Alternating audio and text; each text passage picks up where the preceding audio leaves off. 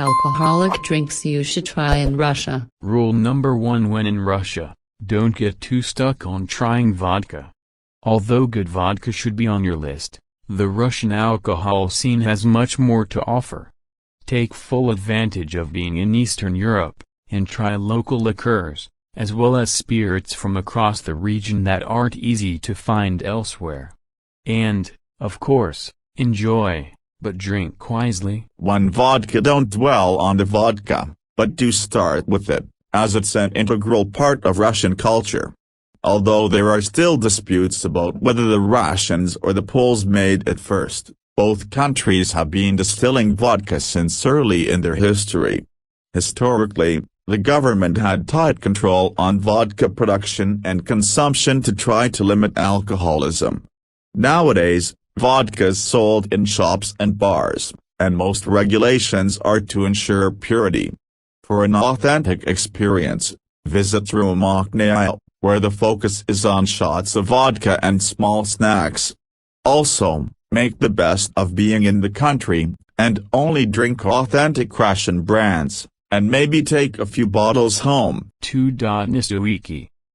Nastoiki are homemade liqueurs, usually vodkas, that are often flavored. The practice has been undergoing something of a revival as of late.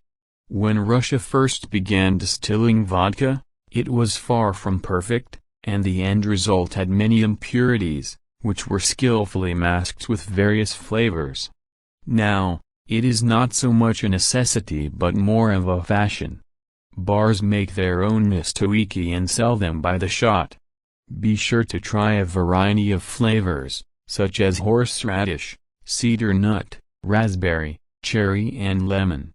3. Gorylka. Gorylka is often considered the Ukrainian brother of Russian vodka, though the drinks tend to be quite different. Russian vodka is usually made with rye, and Gorylka is often made from wheat. Traditionally, Gorylka was also not purified or distilled as much as vodka, and herbs were used to mask the impurities. In Russia, Gorylka can be bought in supermarkets, and some restaurants that specialize in Russian and Ukrainian cuisine are also likely to sell it. 5. Beer. Russia has had a large beer market for many years.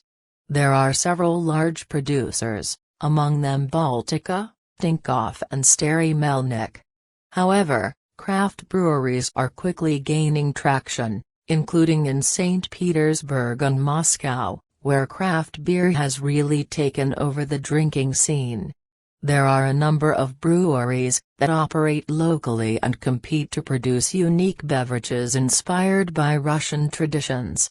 Stop in for a tasting session of Russian craft brews at a brewery near you. 6.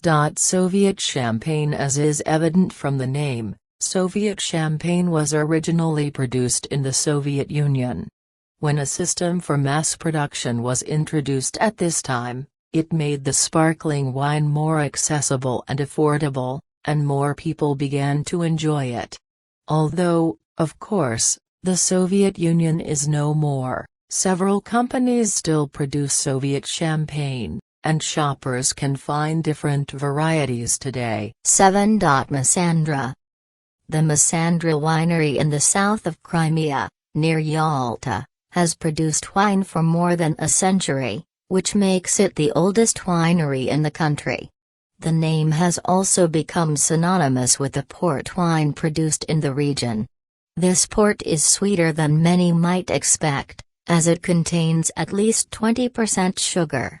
The wine is fermented for 3 years, allowing it to soak up all the flavors.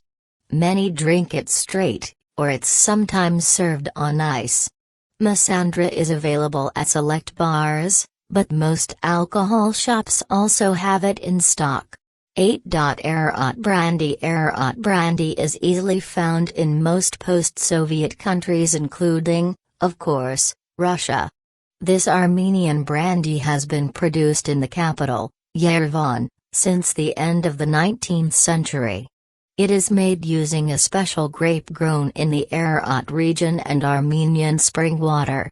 Ararat brandy is aged for anywhere from 3 years to 30. In Russia, Brandy is marketed as a cognac, so don't be dismayed if you see Arrat cognac on a bar menu, it's still the right one. It is also easy to find in large supermarkets or specialist alcohol stores, if you feel like bringing a bottle home. 9. Russian wine. Russian wine producing regions are mainly in the south of the country. Since economic sanctions on imports were introduced in 2014, more restaurants have turned to using and providing local goods, including having more Russian wines on their drinks lists. The quality of Russian wine has greatly improved over time, and naturally, they are cheaper. 10. Georgian wine. Another treat from a neighboring country, wine lovers should be sure to try Georgian wines while in Russia. Although they are lesser known around the world, Georgia has made wine for 8,000 years, and they currently grow approximately 40 types of grapes for commercial winemaking. The best place to find Georgian wine in Russia is at a Georgian restaurant, but local wine markets will also have a good selection. 11. Kvass. It is hard to really call kvass an alcoholic drink, as it only contains about 1% alcohol. Still, it's important to mention because, unfortunately, it's often overlooked. Kvass is made by fermenting grain. It's actually basically made of bread. It was popular among peasants working the land who would take it into the fields to keep hydrated. Over time, kvass became less and less popular, but it underwent a true revival during the Soviet era. Kvass is now sold in most supermarkets and is often considered a healthier alternative to sodas and sugary juices. 12. Yorsh. Yorsh is a popular Russian mixed beverage made with a combination of beer and vodka. The ratio of ingredients may vary depending on personal preferences. After the ingredients have been combined, it is recommended to drink the cocktail quickly, as is the custom in Russia, because Yorsh is traditionally consumed in social settings after a toast. Although vodka does not alter the flavor of beer that much, it greatly increases the alcohol content in the cocktail, so it is quite suitable if one wants to get drunk as fast as possible. 13. Starka. Starka is an alcoholic beverage that is usually based on rice spirit. It dates back to the 15th century, and it is traditionally associated with Poland, Lithuania, and Russia.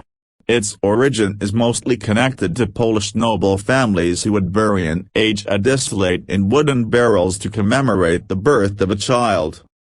Starka was only consumed on special occasions, most commonly on the child's wedding day. Nowadays, most varieties of this old drink are made from a rye distillate and a number of secret ingredients, while the best versions are still aged in oak barrels. 14. Samagon.